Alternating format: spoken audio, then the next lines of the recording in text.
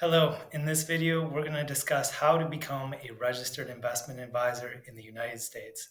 My name is Michael Rasmussen. I'm the founder of United Atlantic Legal Services. We're a law firm dedicated exclusively to investment advisors. We focus on investment advisor registration and acquisition due diligence. This is my YouTube series, Last Week, This Week in RIA Compliance, where we discuss a variety of legal topics impacting investment advisors. If you like these topics, if you like the content, please do hit subscribe button.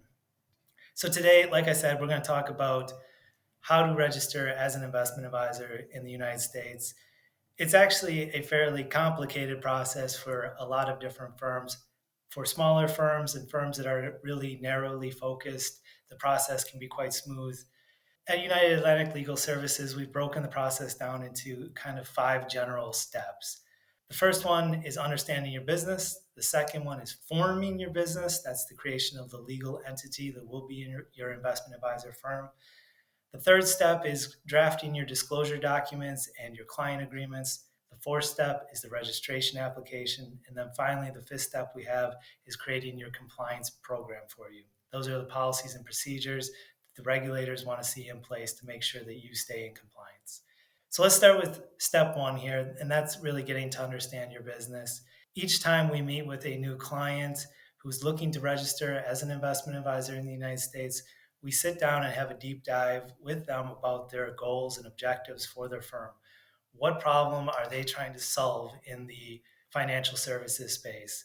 We have advisors coming to us who say, I think this type of client is underserved and this is why. Or they say, we have a special way of approaching our portfolio management, for example, and this is what makes us unique and special. We have advisors come to us and individuals that say, yes, I want to launch investment advisor firm, and we ask them, can you talk to us? Can you explain clearly and simply your business? And they're not able to. We really try to send those clients back to the drawing board so they have to spend the time to consolidate their thoughts and really get focused.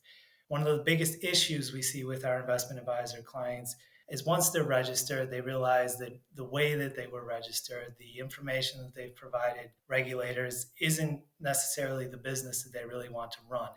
And they're really having to recreate the wheel over and over and over again. So having a foundational business plan that is really clear, is focused on the types of clients you want to serve, the products or services that you're going to provide to those clients, how you're going to internally manage those client assets, what the processes look like, what the third-party vendors you're going to be relying on, and so on and so forth. If they have those things hammered out in the months it takes to register as an investment advisor, it makes the post-launch process so much smoother. And we really spend a lot of time helping our clients understand that they need to have a concrete business plan. Of course, things change all the time. If advisors come to us and they can't explain these things and they don't really have a direction, like I said, send them back to the drawing board.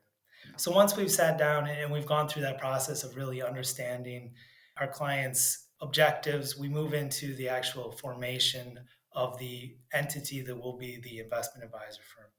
Individuals are able to act in their individual capacity as investment advisors. However, this is not suggested, of course, for liability issues, for example. And there's a number of reasons. But when we're creating an entity that will act as the investment advisor, we typically suggest that they work as a limited liability company. Those are typically more flexible for smaller firms, for example. But what we really do is we sit down and talk through that business plan and we flush that out into what's called an operating agreement.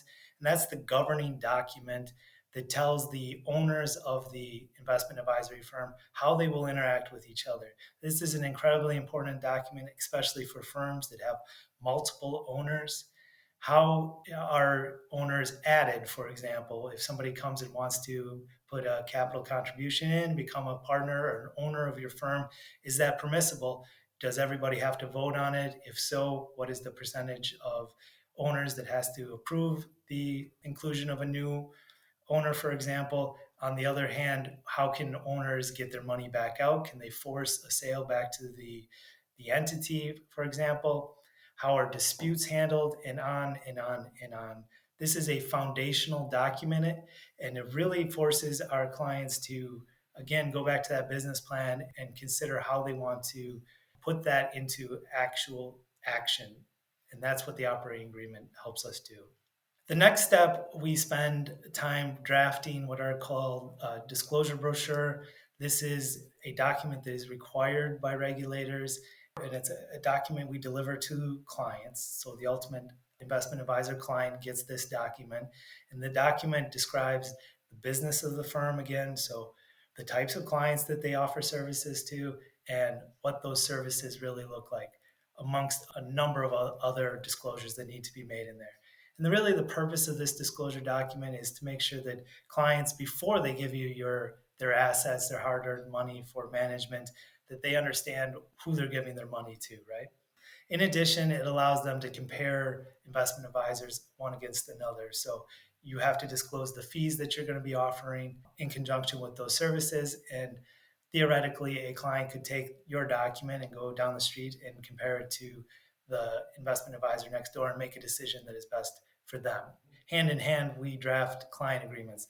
These are legally binding agreements between the investment advisor firm and their ultimate client. The information that's disclosed in there needs to match up again with your ADV disclosure brochure that we just talked about. So there's a process where we do checks and balances to make sure the information that we're talking about in the client agreement matches up with the disclosure brochure. So once we put all these documents together, we move on to step 4, which is the actual registration application. This is where I work directly with a regulator saying that this firm has all their documents and ducks in a row and they're ready to go as an investment advisor in the United States. And there's not any compelling reason why they should not be allowed to do so. The discussion can often go back and forth. Different regulators, state regulators, may look at different documents than the Securities and Exchange Commission, for example. And we really interface with them to make that process as smooth as possible. Most regulators have a window following the application submission. And during that window, they're reviewing the documents we've submitted to them. But we're still working hard for our investment advisor clients during that time. And the last piece of this puzzle is to draft the policies and procedures that ensure that your firm, the investment advisor firm, stays in compliance with the Investment Advisors Act of 1940 and other related rules and regulations. So you're going to want to have a cybersecurity policy. You're going to want to have a privacy policy. This is a document that discusses with clients how you protect their sensitive information. You're going to want to have a business continuity plan. And again, all of these documents really are the foundational documents of what your compliance program looks like as a whole. We work directly with the owners of the firm to make sure that everybody understands the requirements under the compliance policies and procedures. And we work heavily with the chief compliance officer of your firm to make sure that he or she understands what their obligations are and how they can actually affect the compliance program. So there you have it. Those are the kind of 5 basic steps to getting an investment advisor firm registered. Again, we're talking about understanding your business, doing a deep dive there. That's step 1. We form your business. That's the creation of the legal entity and the operating agreement. That's step 2. Then we create your disclosure documents and your client agreements. Step 3. Step 4, we go into the regulators and we actually submit your application process. And then finally is step 5, where we create your policies and procedures. And after that, hopefully you're launched and you are ready to go. So again, my name is Michael Rasmussen. This is my YouTube channel. I'm the founder of United Atlantic Legal Services. Again, we focus exclusively on investment advisors. Please do subscribe to our channel if you found this information useful, and we look forward to having you visit us again soon.